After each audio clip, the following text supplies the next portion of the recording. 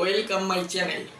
আপনাদের সামনে আজ সরস্বতী পূজা উপলক্ষে একটা রেসিপি নিয়ে হাজির হয়েছি, গোবিন্দভোগ চালের খিচুড়ি।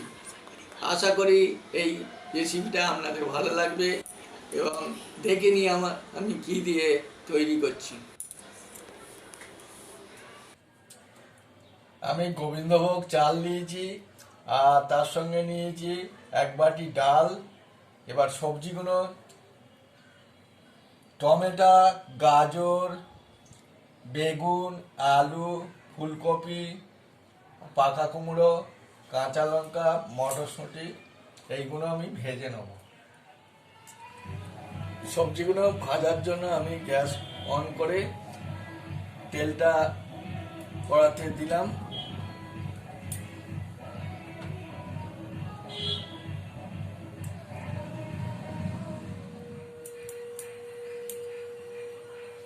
তেল গরম হয়ে গেছে, আমি এবারে আলুটা ভেজে নিলাম।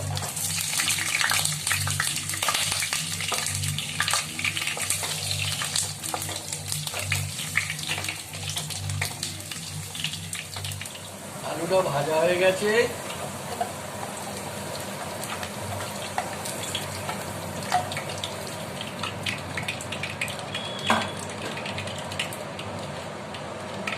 এবারে আমি ফুলকপিটা একইভাবে ভেজে নেব। আমার সবজিগুলো ভাজা হয়ে গেছে, এবার আমি খিচুড়ির জন্য মশলাগুলো কষে নেব। এই আমি প্রথমে শুকনো লঙ্কা, তেজপাতা আর খানিকটা জিরে তেলের মধ্যে দিলাম।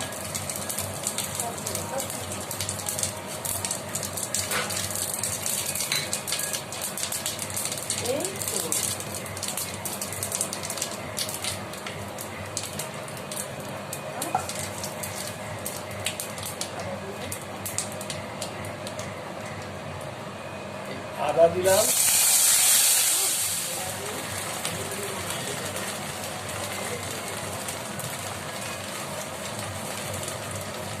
দু চামচ হলুদ দিলাম,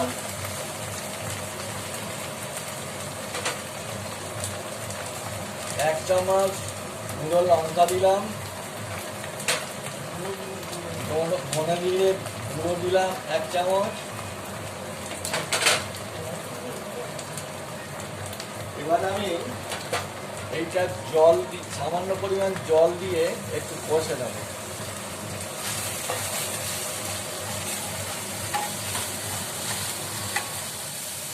মশলাটা আমার কষা হয়ে গেছে, এবার আমি ওর ওপরে কয়েকটা টমেটো দেবো, এবার ভালোভাবে কষে নেব। মশলাটা আমার কষা হয়ে গেছে, এবার আমি এটা নামিয়ে রেখে দিচ্ছি। এবার আমি শুকনো কড়ায় ডালটা ভেজে নেব।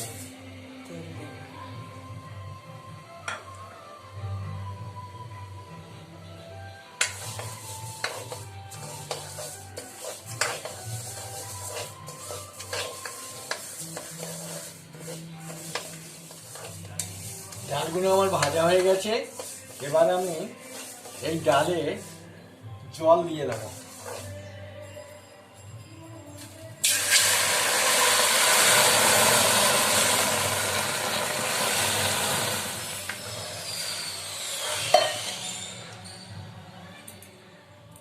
জলটা আমার গরম হয়ে গেছে, এবার আমি ওর মধ্যে চালটা দিয়ে দেবো।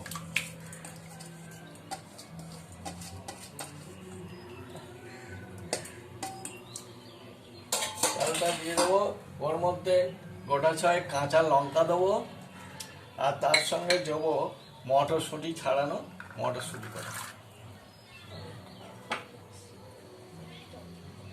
আমি এখন এই কটা সিদ্ধ হওয়া পর্যন্ত অপেক্ষা করব।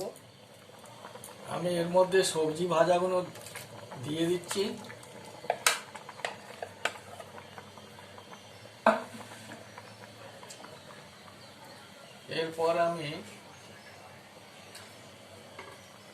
এরপর আমি যে মশলাটা করে রেখে দিয়েছিলাম সেই মশলাটা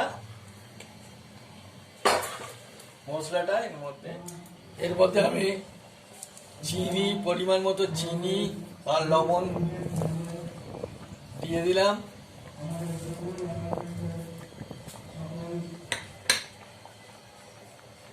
আমি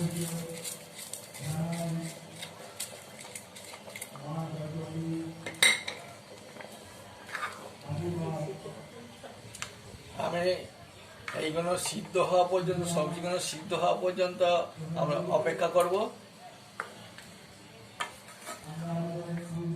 আমার খিচুড়িটা হয়ে গেছে, এবার আমি ওর মধ্যে ঘিটা দিয়ে খিচুড়িটা নামিয়ে নেব।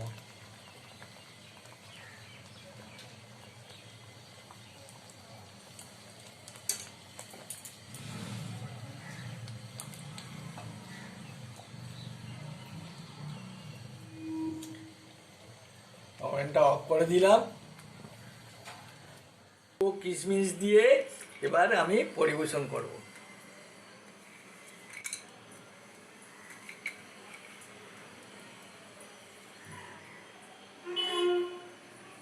খিচুড়িটা হয়ে গেছে। এই খিচুড়িটা যদি আপনাদের ভালো লাগে আমাকে লাইক ও শেয়ার করুন।